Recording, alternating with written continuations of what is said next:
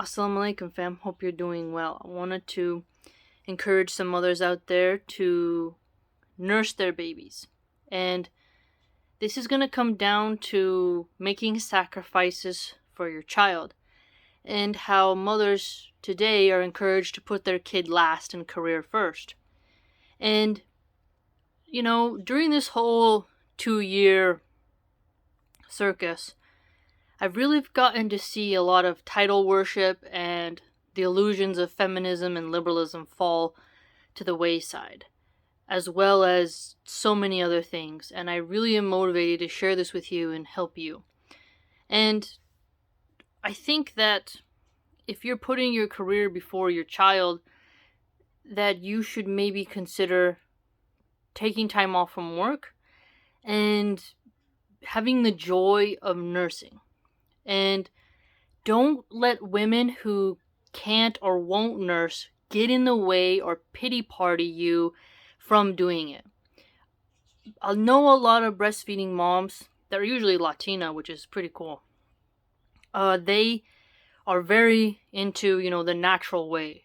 And there are other women who constantly say, like, well, I can't. They can, but they just didn't really try, right? Or they make excuses about their jobs, and they always put us breastfeeding mothers down as if we're bad because we promote breastfeeding. And they'll say, well, I can, and I don't feel like a real woman, and it's always about them. Instead of saying, man, I wish I could have done that too. I'm so happy for you that you breastfed. And then you get these really strange lab coats who pretend that formula, which was with soy and fillers made in a factory, is better than what Allah Azza wa Jal created. And if you really sit back and think about it as a woman, your breasts, all the veins, the milk ducts, it's fascinating that is food in a crisis. Okay? You have an earthquake, you got food on you for your baby. You just gotta drink water, and you have to find something to eat, but at least you need water, and your body fat will be used to make milk for your child, and you're pretty much good to go. That's amazing. It's amazing. Instead of, I gotta bring this many bottles, and how I gotta boil the plastic nipples, I gotta watch out for the bisphenol A chemical and the plastics. Oh, I gotta make sure this water's filtered. Like, it's so much more work and messy and cleanup. Instead of using a little bit of water, a little bit of olive oil to moisturize, right? And then nursing the cute little baby. Allah has this perfect system. You just have to let go of the vanity. A lot of women prefer to have the fancy lifestyle, and they don't want to do without. They don't want to feel left out of their girl group. But I'd argue that once you become a mother, your friends are last. And you can get cabin fever and postpartum depression and all that stuff. But you have your prayers, you have your schedule, and staying at home cozy and, fattening up that baby with, the most best quality food that God gave you is superior than letting a nanny make them colicky with some crappy formula, even if it's organic, soy-free, non-GMO, right? A cow's milk and soy milk and something created by scientists in a lab is not, going to be better than what you create. And when I first learned, I was really happy that I had women called, I can't remember. They were Latinas though. They came and visited the hospitals. And when I was in the hospital, they showed me what to do. And you may think, oh, it's so easy, but the way you position your fingers. And my little one, the nurses were like, we can give her formula. And I was like, no, I'm going to nurse. And I nursed her. And I remember she drank so much milk the first time because, she was excited. She actually threw up everywhere on me, and it was such a bonding experience. And after that, she never overdrank, and you never pull it out of the baby's mouth. They have to learn on them, like on their own. And I felt so powerful, and I connected with my child, especially when the baby's just in their nappies, and you put their skin to your skin, and you wrap yourself, and you nurse in this very cozy, comfortable way. And what's interesting is when I would nurse my child in the NICU, the intensive care unit, because she was in an incubator for a little while to get rid of jaundice, the doctor, he said a compliment. Maybe it was inappropriate, but at the same time, I don't think it was. It was just something like he was inspired. I had my hair down because I was tired of having it in a bun. And as you know, my hair is really long and curly. I had my shirt down and I was nursing, and he said, like, you look very angelic there, because I was just nursing, and it's just this beautiful image of a mother nursing with her newborn baby, right? And then they were like, okay, we have to make sure she gets enough ounces, so they put a tube up her nose, because she was a low birth weight baby, because my placenta was, not doing its job. So they wanted to just make sure she got enough, but they gave me a free breast pump machine, and I would go in the hospital room, pump milk, and it was so cool looking at the milk. It's like you feel almost like a dairy cow. Like, I don't know, it just felt really cool. And you look at it, and then you see the cream at the top, and it's like, whoa, like, this is amazing. And what you eat, sometimes the color is different, and then they had a refrigerator in the hospital room, and then you would label it the time you pumped and stuff, and then give that to the nurses, and they were always like, wow, you make so much milk. And this was empowering because, some of these really hedonistic women think that their bigger boobs are going to produce more milk, and then they try to shame the girls who are less endowed. But the reality is that your body, no matter how big your cup size is going to regulate the supply. And when I realized that, I was like, wow. And then when you feel the milk come in, it's really tingly, and you're like, whoa, this is such an amazing feeling. It's like being a real Wonder Woman, right? It felt so like this is what it means to be a woman. I love it so much. And then seeing them use my milk, and then they put that in later when they recognize that, your baby's jaw from nursing has to get, it's tough work for a baby, and that once your baby is like really getting used to it, that's the go ahead. Like, okay, you're good now. And it's this amazing spiritual journey where you and your baby become synchronized in production. And sometimes when my baby would cry, I would start leaking. And it was like amazing how your ears pick up on the crying, and then you're leaking, and you're like, oh geez, and you pick up the baby and you nurse. I have to say that it's really amazing. And then when they start to grow teeth, that's when it's like you got to start weaning them off. Then you pump a little bit, give the bottle, because they might start chewing a little bit more, And it's amazing how when your baby also, I would say, is like they're done nursing, sometimes they smile. I'm never going to forget the way my little ones smile sometimes when they're done and they have milk dripping and they're just happy and they fall asleep. And in the middle of the night, when you have a newborn, they're awake every 2 hours, right? It was so much more peaceful to turn on the low lamp, sit in a comfortable chair. You have a pillow. They have these really cool donut-style pillows for nursing moms. And then you just prop the baby up, and then you can rock back and forth. The baby nurses. And then if one gets empty, you pop them over to the other side, and you remember which one you started and finished on, so one doesn't get engorged. And then the baby goes to sleep, and then you go to sleep as well. When you take a shower, you take a nice hot shower so that, you don't get any clogged ducts. And then, you have this sort of really great experience of being a constant food supply for your little one. And it's so intimate and spiritual that you can't really get that from the bottle. And I would say that I'm blessed by Allah that I got to experience that. And even though I had to endure with less money, I would tell you it was definitely worth it. Because I remember my old restaurant boss, he was like, when are you coming back? It's been 6 weeks. And I'm not coming back. I stay with my little one until she went to preschool, right? Because then she's on, regular food, doesn't really need my, milk that much.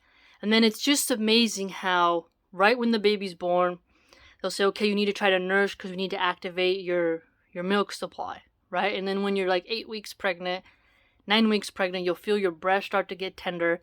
And this amazing sign by Allah subhanahu wa ta'ala that you as a woman are just blessed with this whole process. And I'm really wanting to help women not be so afraid of pregnancy and to appreciate fertility and their men's fertility, because so many women don't appreciate that their husband is fertile, and then they just get 3-4 abortions, and then when they want a baby they have all these complications or ectopic pregnancy or God forbid a miscarriage, and they start to realize what they did in life. Because if you have a miscarriage, you don't look at that as a clump of cells, like how the nasty words the feminists say. You lost your child. But notice when the child is like 20 weeks, right? They already got their fingers and toes, their heartbeat is there, they have their unique self. And feminists will be like, that's not human, that's a fetus. It's like, you see the demonic nature in them. You see the anti-human consciousness, the programming, and how cold and callous they are while they then say they represent women. So what I'm trying to do here is to help you recognize you don't have to be the supermodel anymore when you're a mother. And mothers compete a lot, and it's actually really futile. I'm starting to notice this more and more. Women will be 35 years old, and they'll be flipping their hair, trying to have the tightest pants, getting all the plastic surgery, trying to compete with a 16-year-old or a 17-year-old, 18-year-old. It's just not going to work. You should embrace the aging process. And when you get pregnant, it's a joy. You're going to change forever. And you're going to have so many hard nights, but also so many wonderful memories. And nursing, subhanAllah, it is such a powerful thing. And when you see like puppies nursing, you see kittens nursing, a baby horse, right? Baby cows. There's just something amazing about, lion cubs, tiger cubs, snow leopards, even gorillas and chimpanzees. You begin to feel as a mother like Allah subhanahu wa ta'ala has given us mammals this ability to nurse our young. It's different than crocodiles, turtles, snakes. It's a different function. This sort of bonding and your baby recognizing your scent and your baby knowing it's time to eat and your baby laying skin to skin on your chest and hearing your heartbeat, right? And then falling asleep with their little arms, It is such a special thing. It is magical. You can't even, I don't know if the right word to use is magical, but it's something otherworldly. And even if it's difficult, right? The reward is that your baby fattens up. And when I had a low birth weight baby, she was so strong and feisty though. She started sprouting just like that with breast milk, right? And other women complain when they had a regular birth baby size, like 7-pounder, some 8-pounders. Their baby's screaming. They have a horrible stomach ache. Their poop smells different. The women are exhausted. They gotta, where's the lid to this bottle? And, oh, where's that? I gotta boil it. I gotta get the scrub brush. Is it gonna be in supply in the store? Like, the brilliance that Allah has given us women is that we can travel with just our babies on our backs. Got a couple little nappies and some other things, but our food is right on us. And what's really cool, if you think about it in a very nerdy way, is that what you eat, you're going to eat steaks, potatoes, carrots. You're going to have some steak, potato, breast milk. The boring flavor of formula. Think about it. How sucky would that be? Mothers, when they want to eat, I want a little bit of chocolate ice cream. I want a little bit of hot dogs. I want a little bit of salsa. Like, they want variety. But the poor little baby, he's got this boring, powder water crap. Right? Think about how sucky that is. But a breastfed baby, drinking, what did mama eat today? Oh, mama had some chocolate. Mama had some mozzarella. Mama had this. Mama had that. Think about it. It changes the color, the texture, the nutrient density, all that. And when you burn calories to breastfeed, you slim down. And there's been studies that have shown that if you nurse, you actually reduce breast cancer, right? That's why if you see these women who are chopping off their breasts in order to change their gender, if you've a woman who have breastfed, you realize that person has cut off one of the gifts that Allah Azza wa Jal has given them, right? And that kind of is scary sometimes. And then you see these women who have plastic boobs. They can't nurse because of the swelling and it's hurt. I remember my mom telling me she couldn't nurse because her breast implants, because when she was a stripper, they would pressure and she couldn't, and she hated it, and she regretted having the implants because of that. And then when you realize you enhanced your boobs for guys and then denied your child a food supply, this creates a problem. And then when your women are told, don't nurse because it'll mess up your breasts, you're like, your breasts are going to sag anyways. They're going to wrinkle anyways. You know, your good time is coming, baby. You can't run from it. Don't deny your child who came out of your body healthy food because you're worried about your man not liking your breasts. It's absurd, right? And that's what I'm talking about, is the brainwashing that has been done to women to deny their kid food, to care more about work than spending time with their kid, and women in the past sacrificing working in the fields with their babies on their backs. But today it's like, give it to the nanny, you know, and they have their hair all fancy and they want to be like the Speaker of the House, drinking margaritas, kickboxing. Oh, the nanny's taking care of my kid. I'm rolling in the money, right? It's a total different lifestyle. So what I hope to do with you here is to encourage you to nurse, to try. And you're going to say, well, I can't go out because people will stare at me if I nurse.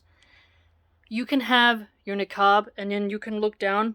I hope some sisters make some styles of niqabs where the garment underneath can unzip so that a mother can nurse and she'll have her shawl to cover a little bit. Other women, you know, they're more, I don't shame them. It's not Islamic, but they just, you know, pop out and feed the baby, which is fine, I guess. You know, I'll never shame a nursing mother, but there are some women who should do it in a more private way, just so that there can be a private bonding moment with their little one. And men don't really deserve to be part of that intimate moment if they're not your husband. And I would also further recommend, you know, you get a comfortable chair. You avoid the women who are constantly whining and trying to stop you from breastfeeding. That's like high up there. Because these women will drag you down. They always are miserable and sad. And they make excuses. You know, they feel insecure. And because they feel insecure, they don't want you to nurse. So you got to watch out for that. Don't let someone's insecurity rub off on you. Like, okay, you didn't get to nurse? Well, I'm going to. And if one of these corporate ladies mocks you for staying home and nursing, and you don't have the fanciest pants, you don't have the fanciest shoes, well, guess what? That's a good deed that you did, and materialism isn't going to replace that spiritual moment you had with your kid. And in the moment of a disaster, times like these where anything can happen, you don't want to have to depend on a water supply, water bottles.